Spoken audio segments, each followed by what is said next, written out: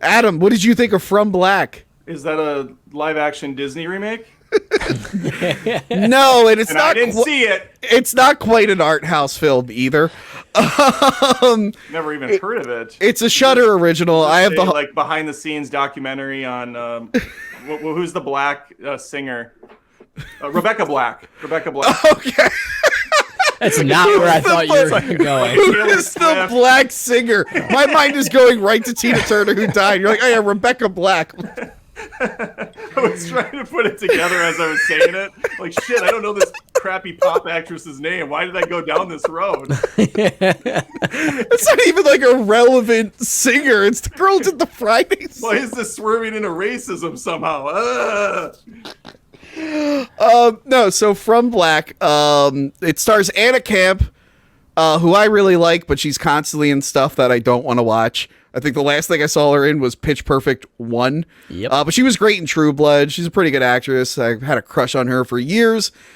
So it's a very happy-go-lucky film. It starts off with her and her boyfriend strung out on heroin.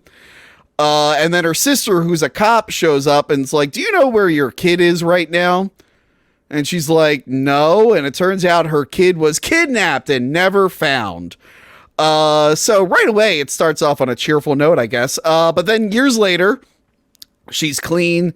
She's in a group dealing with her grief and whatnot. One of the guys in the group basically tells her, like, I know how to bring your kid back. There's this ritual that you can do. And she doesn't believe it at first. But there's like multi-stages to this ritual. And she starts to go through it, and yeah, it turns out she can get her kid back, but she has to make this scary fucking demon happy, who looks like something from a Hellboy movie.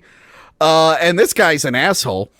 And basically you have to like, you can get your kid back but one of the things you have to do is like, you have to relive like their death, and she wasn't present for it, so part of it is she has to watch the entire day her kid got like kidnapped and brought to some guy's house and murdered and whatnot, and she has to pass this on to someone else so she can get her kid back. And it's an interesting, it does look like the Labyrinth. Yeah, it looks like the Pan's Labyrinth guy, or like that angel thing from Hellboy 2. Oh yeah, which I mean they're both Del Toro, so yeah.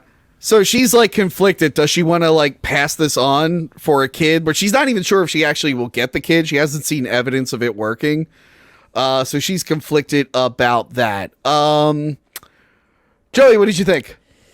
You're probably thinking, wow, this film sounds interesting. It could have been. I think Anna Camp did a great job, like conveying emotions. Yeah. Like when she delivers that monologue in the support group, I think it was really well delivered. But I don't think the flashback style was like the most effective way to tell the story. Because like it starts at the crime scene and then she gets taken in and then she has to like go backwards and explain the story from there. And it kind of like sucks the anticipation or suspense out of it because you already know where it's going to end. It has worked in the past, but if you remember the classic movie Blair Witch 2 Book of Shadows, they did the same exact thing. And yeah, it just kind of reminded me of that. It could have been a good, a better movie, but you almost said gooder. I know. Said gooder. We all should acknowledge that Joey tried to say gooder and he tried to backtrack it. This is a live episode, baby. We're gonna call it. There's no cutting around that. Everyone make fun of Joey in the chat right now. Grammar teacher, you're fired. Kitty, I didn't mean to scare you. I've said my piece. Okay. I enjoyed it for the most part, but like the flashbacks being mostly done in slow motion just felt more like padding than it did it being artsy. Anna Camp does do a good performance, but no one else in the movie really had a strong like performance. I did love her junkie ex-boyfriend, how he just yells at everyone and says the meanest thing he could think of to everyone. That was kind of funny. The demon didn't do it for me though. I didn't like his voice. I think he was a little too chatty. And my biggest issue is with the ending. So the movie, again, there's a lot of slow motion. So the movie, at one point, I'm like, okay, well, that was the end of the second act. Now she needs to figure out how to either stop the demon or if she's going to pass this on. And I'm like, right now in this prison cell, she'll think of a plan, and then the movie just ends. And I was like, oh, what I've been watching is the third act. I'm like, that sucked. It didn't feel like the movie was over yet. It felt like we were entering another chapter in the story, and then it just stopped. Yep. So that really made it lose points for me.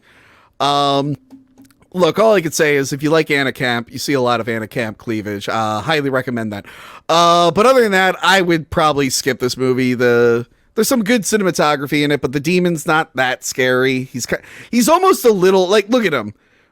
Nothing else in this movie kind of matches how over the top this demon is. He kind of not that a demon should fit in with your world, but it just feels like this is something from another movie that they just had access to or something. But yeah, it's a unique concept. I'd like to see it explored maybe in another movie and with a better script. But yeah, that is it for From Black.